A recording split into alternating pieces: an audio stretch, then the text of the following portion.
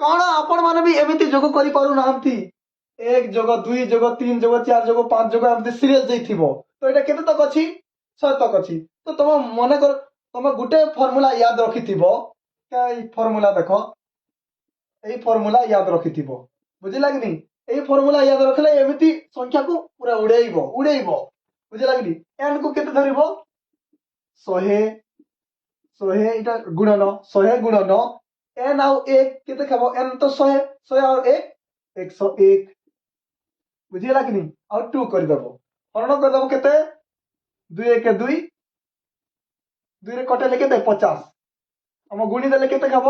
100 50 କୁ ନା 5050 ହେଇଯିବ। 5050 ହେଇଯିବ। ବୁଝିଲା କି ନି?